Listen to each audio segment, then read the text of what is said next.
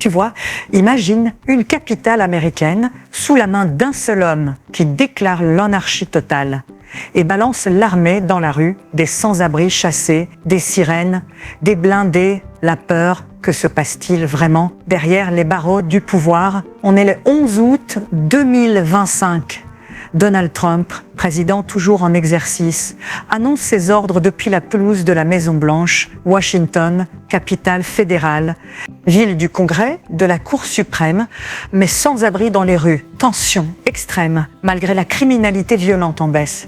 Il parle de gangs violents et décrète un état d'urgence. Quelle est la vérité derrière l'étiquette gang? Le président affirme, c'est devenu l'anarchie, que des bidonvilles doivent disparaître. On a le droit, selon lui, d'envoyer 800 soldats, la garde nationale dans les rues. La police locale neutralisée par décret fédéral. Il promet que ça ira plus loin. Un nettoyage express. Comment réagissent ceux qui vivent tout ça au cœur de la ville? On m'a dit de partir loin. J'ai pris ce que j'avais, un sac, et je me suis éloigné. Je suis fatigué. J'ai rien fait de mal.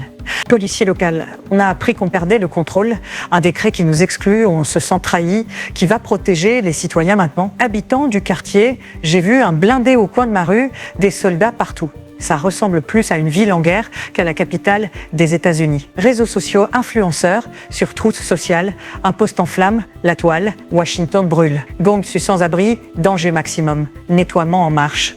Sur Twitter, des traders dénoncent « c'est un coup de force, un coup contre la démocratie même ». Mais quels sont les véritables enjeux politiques, géopolitiques, humains? Washington, ville-État du District of Columbia, créé par la Constitution. Un statut spécial depuis 1973, assemblée élue, maire élu, police autonome. Mais le Congrès garde le dernier mot. Ici, un président peut théoriquement imposer ses directives, surtout en état d'urgence. 800 soldats mobilisés. C'est un message clair, intimidation fédérale. La criminalité violente serait en baisse.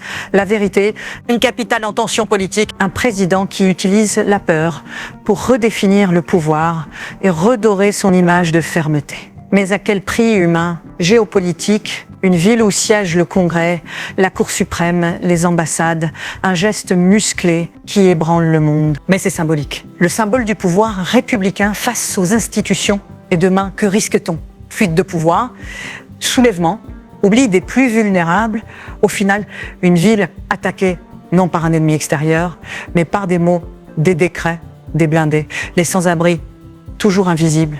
La démocratie vacillante. Washington est une scène d'une tension jamais vue. Demain, le Congrès ripostera-t-il? Le maire retrouvera-t-il son pouvoir? Ou le chaos gagnera tout? C'était Monde Plus, l'actualité mondiale sans filtre. Abonne-toi pour plus de vidéos d'actualité.